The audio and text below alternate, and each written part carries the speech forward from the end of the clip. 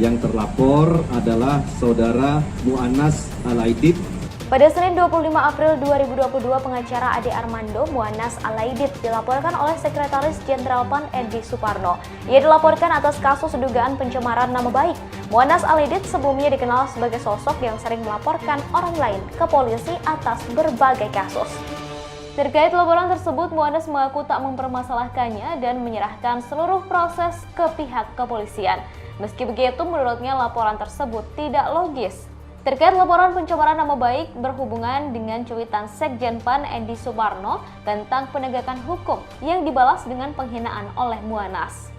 Sekjen PAN Edi Suparno tak hanya melaporkan Mu'annas atas kasus pencemaran nama baik, tetapi juga dugaan pemberian keterangan palsu perihal kuasa yang diterima sebagai pengacara Ade Armando. Hal ini terkait dengan somasi yang diajukan kepada Edi Suparno. Diketahui dalam somasinya, Mu'annas mengklaim dirinya sebagai kuasa hukum Ade Armando.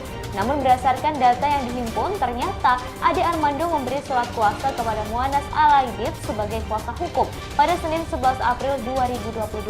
Sementara pernyataan Edi Suparno yang kemudian berujung laporan polisi terjadi keesokan harinya. Dikutip dari Tribun Jabar.id, Selasa 26 April 2022, Mu'annas adalah pendiri Biro Hukum Mu'annas Alaidit and Associates serta Cyber Indonesia. Saat ini ia diketahui menjabat sebagai Ketua Umum Cyber Indonesia serta Direktur Eksekutif Komite PMH. Mu'annas sempat melaporkan beberapa orang ke polisi. Ini adalah sosok di balik pelaporan Bu Yani hingga berbuntut vonis 2 tahun penjara lantaran menyebarkan video Basuki Cahayapurnama atau Ahok yang sudah dipotong-potong. Kala itu ia menjabat sebagai Ketua Umum Komunitas Muda Ahok Jarot Kota Aja. Seperti diketahui, nama Ahok ramai dibicarakan di tahun 2016 setelah video pidatonya di Kepulauan Seribu, Jakarta yang menyinggung surat Al-Maidah viral di media sosial. Tak hanya Buniani, Mu'annas saat itu juga turut melaporkan politikus Demokrat Andi Arief atas dugaan ujaran kebencian melalui media sosial.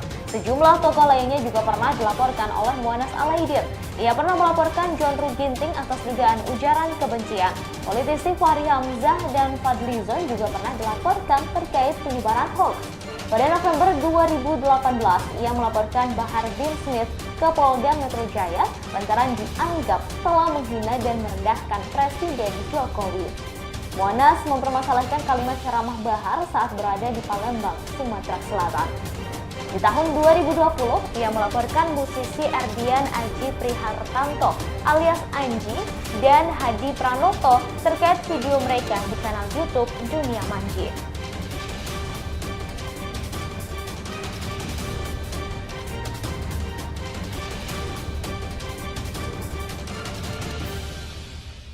Demikian berita update terkini dan nantikan update berita lainnya hanya di kanal YouTube tribunbanten.com. Jangan lupa subscribe, like, komen, dan share.